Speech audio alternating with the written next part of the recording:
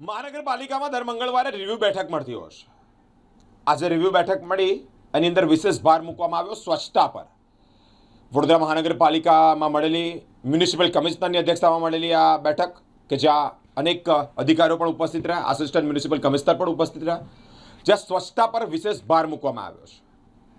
Garden પાસેના જે બ્રિજો છે તેની સાફ સફાઈ અંતર્ગત પણ અલગ સૂચનો કરવામાં આવ્યા છે. અનેક અધિકારીઓને સૂચનો કરી સ્વચ્છતા અંતર્ગત જાગૃત થવા માટે પણ મ્યુનિસિપલ કમિશનરે વિશેષ માર્ગદર્શન આપ્યું છે. દર મંગળવારે પાલિકામાં મ્યુનિસિપલ કમિશનર અરુણ મહેશ બાબુની અધ્યક્ષતામાં રિવ્યુ બેઠક મળે છે. આ બેઠકનું આયોજન કરવામાં આવ્યું, જેમાં તમામ ખાતાના અધિકારીઓ સહિત આસિસ્ટન્ટ મ્યુનિસિપલ કમિશનર સહિત તમામ અધિકારીઓ પણ હાજર રહ્યા છે. આ બેઠકમાં સ્વચ્છતા મુદ્દે ભાર મૂકવામાં આવ્યો છે. હાલમાં ચાલી રહેલી કામગીરીનું નિરીક્ષણ પણ કરવામાં આવ્યું છે.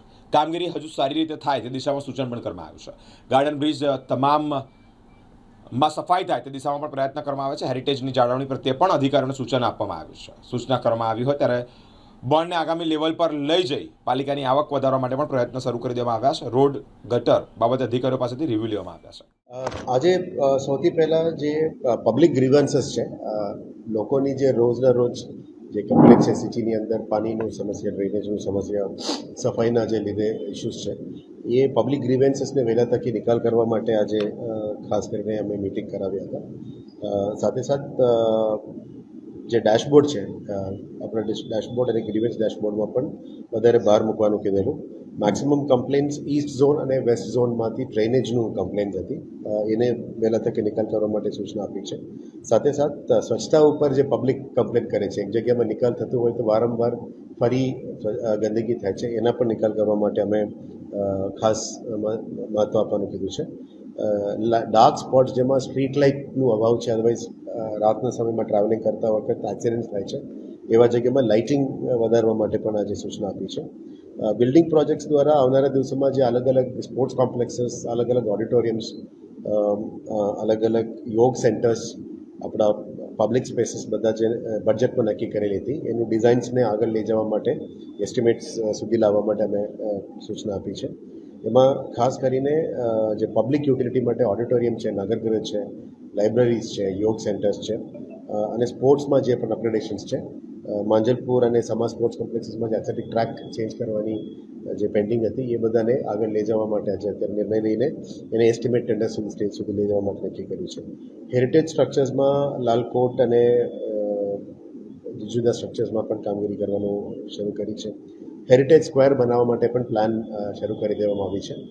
જે સુરસાગર આરતી અને હેરિટેજ સ્ક્વેર બનાવવાની જાહેરાત થઈ એમાં પણ કામ આગળ લઈ જવા માટે અમે નક્કી કરી રહ્યા છે.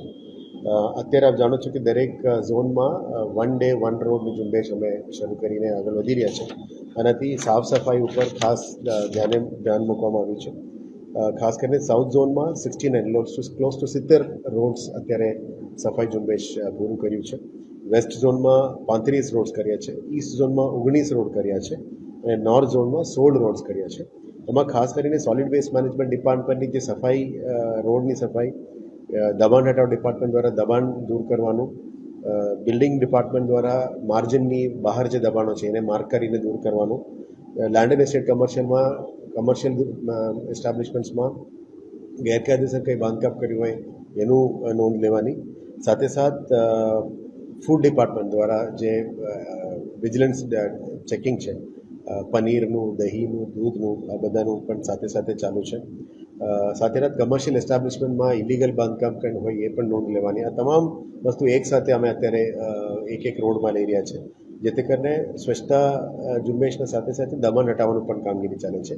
ડિવાઈડરનું શુદ્ધિકરણ ટ્રીટેડ રીયુઝ વોટરમાંથી કરવામાં આવી રહ્યા છે. જે ગાર્ડન ઉપર વધારે ડસ્ટ છે એનું પણ ક્લિનિંગ થઈ રહ્યા છે, સર્કલ્સનું ક્લિનિંગ થઈ રહ્યા છે. એટલે સિટીની ઓવરઓલ લુક અને સિટીની સ્વચ્છતા એમાં ઇમ્પ્રુવમેન્ટ લાવવાની અમે મહેનત કરીને આવી રહ્યા છે. નેક્સ્ટમાં આજે સવારે મ્યુનિસિપલ બોન્ડ્સને જે નેક્સ્ટ 200 કરોડની બ્લુ બોન્ડ્સ છે એને આગળ લઈ જવા માટે આજે એક માઇક્રો મિટિંગ કરી હતી.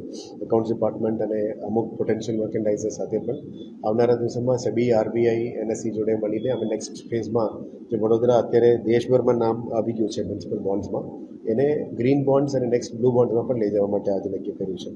અર્બન ચેલેન્જ ફંડમાં ભારત સરકાર, ગુજરાત રાજ્ય સરકાર અને બીએમસીની સંયુક્ત ઉપક્રમે આવનારા દિવસોમાં આજવા સફારી પાર્કને ડેવલપ કરવા માટે પણ આજે અમે પ્લાનિંગનું ટીમ બોલાવીને શરૂ કરી દેવામાં આવ્યું છે. સાથે સાથે એમાં ફેઝ વાઇઝ 5 વર્ષનું અલગ અલગ ફેઝમાં પ્લાનિંગ લીધેલા છે. મ્યુનિસિપલ બોન્ડ્સ માટે પણ બ્લુ બોન્ડ્સ, ગ્રીન બોન્ડ્સમાં વોટર ઇન્ફ્રાસ્ટ્રક્ચર, એસટીપી ઇન્ફ્રાસ્ટ્રક્ચર અને વોટર રિયુઝમાંથી પણ ટાઈપ કરવાનું અમે નક્કી કર્યું છે. સિટીના ડિજિટલ ટ્વિનની અમે જાહેરાત બજેટમાં કરી હતી.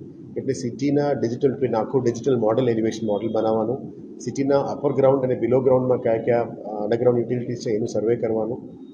એના માટે પણ આજે બ્રીફિંગ અને પ્રિપરેશનની તૈયારી શરૂ કરી દેવામાં આવશે. આવનારા દિવસોમાં વડોદરા સિટી કદાચ દેશમાં પહેલાં 4-5 સિટીઝમાં રહેશે જેમાં ડિજિટલ ટ્વિન મોડલ બનવા જઈ રહ્યા છે. જેથી કરીને ફ્યુચરમાં બધા planning, traffic flow, Vishwamitri development, કયા જગ્યામાં એફએસઆઈ, બિલ્ડિંગ પરમિશન્સ, બધા જ જે જીઆઈએસ મેપિંગ ઉપર અમે લાવવા માંગીએ છીએ. સિટીના road development, mapping, corridor development બધું ડિજિટલ એલિવેટેડ મોડલ ઉપર કરવા માંગીએ છીએ. એનું પણ શરૂઆત કરી દેવામાં આવ્યું છે. સાથે સાથ વિશ્વામિત્રી ડેવલપમેન્ટનું પણ કાલે અમે વિશ્વામિત્રીની જે ગયા વર્ષ આપ જાણો છો કે રીસિલ્ટિંગ, ડ્રેજિંગનું કામ થયું હતું અને પૂલમાંથી બચવા માટે જે તૈયારીઓ છે, કાલે એનું એક સેકન્ડ કન્ટિન્યુઅસ મિટિંગ છે. પછી ગાબિયન સ્ટ્રક્ચર્સ ક્યાં ક્યાં કરવાનું છે, રિટેનિંગ વોલ્સ ક્યાં ક્યાં કરવાનું છે, કયા જગ્યામાં વધારે કામ કરવાનું છે, નેક્સ્ટ ડેવલપમેન્ટલ ફેઝમાં ચિલ્ડ્રન્સ પાર્ક હોય, સિનિયર સિટીઝન્સ પાર્ક હોય, એ બધું ક્યાં આગળ કરવી અને ડિજિટલ એલિવેશન મોડલમાં એડવાન્સ અર્લી વોર્નિંગ સિસ્ટમ્સ ક્યાં ક્યાં જગ્યામાં ફિક્સ કરવી, એ પણ મિટિંગ કાલે રાખવામાં આવ્યું છે. ફિલ્ડ વિઝિટ દરમિયાન અમે જોઈશું ક્યાં ક્યાં જગ્યામાં નવું કરવા જરૂરિયાત છે અને માન્ય નવલાવાલા કમિટીના રેકમેન્ડેશન્સ આધારે કયા કયા શોર્ટ ટર્મ મેજર્સમાં હજી કંઈ બાકી હોય એને પૂરું કરવા માટે પણ કરીશું. સીએનડી વેસ્ટ બાબતમાં પણ એક ઉલ્લેખ કરવામાં આવી હતી, એને પણ કાલે ચર્ચા કરીશું. એટલે આજે જે રિવ્યૂ મિટિંગમાં ખાસ પબ્લિક ગ્રીવેન્સીસ ઉપર વધારે ફોકસ કરવા માટે નક્કી કર્યું છે અને આવનારા દિવસમાં સેવા સેતુ, પબ્લિકની સુવિધાઓ વધારે પહેલાં તકે થાય એટલે 2 દિવસનું સેવા સેતુ કાર્યક્રમ પણ અમે કરવા નક્કી કર્યું છે. રાજ્ય સરકારનું પણ કેલેન્ડર આવ્યું છે.